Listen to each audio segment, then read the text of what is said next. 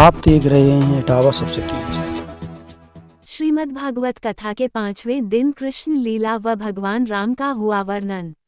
इटावा जसवंत नगर गांव जैनपुर नागर में चल रही 7 दिवसीय संगीतमय श्रीमद् भागवत में 5वें दिन बुधवार को राम जन्म और कृष्ण जन्म की वंशावली के प्रकारों का प्रसंग सुनाया गया।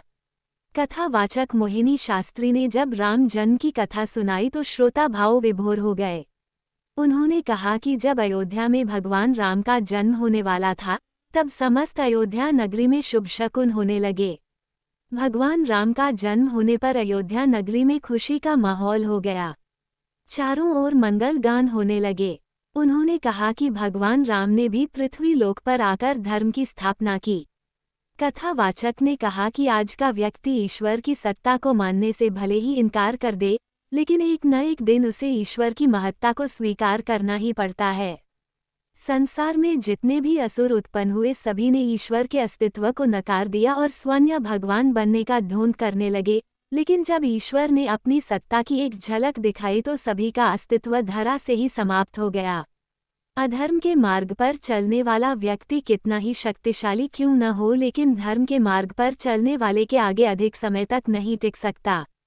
कथावाचक ने कथा प्रारंभ करते हुए कृष्ण जन्म पर नंद बाबा की खुशी का वृतांत सुनाते हुए कहा कि जब प्रभु ने जन्म लिया तो वासुदेव जी कंस कारागार से उनको लेकर नंद बाबा के यहाँ छोड़ आए और वहां से जन्मी योगमाया को ले आए।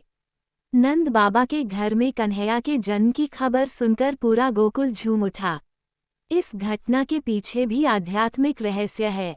उन्होंने आगे कहा, दूध का सार तत्व माखन है।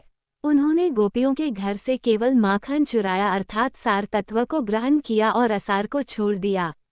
प्रभु हमें समझाना चाहते हैं कि सृष्टि का सार तत्व परमात्मा है।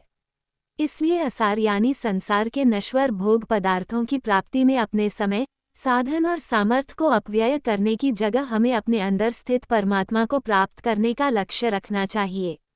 इसी से जीवन का कल्याण संभव है। कथा व्यास ने बताया कि वास्तविकता में श्री कृष्ण केवल ग्वाल बालों के सखा भर नहीं थे, बल्कि उन्हें दीक्षित करने वाले जगत गुरु भी थे। श्री कृष्ण ने उनकी आत्मा का जागरण किया और फिर आत्मिक स्तर पर स्थित रहकर सुंदर जीवन जीने का अनूठा पाठ पढ़ाया। कथा में बड़ी संख्या में श्रद्धालु उपस्थित हुए।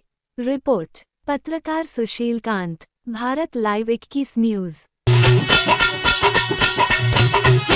सोने का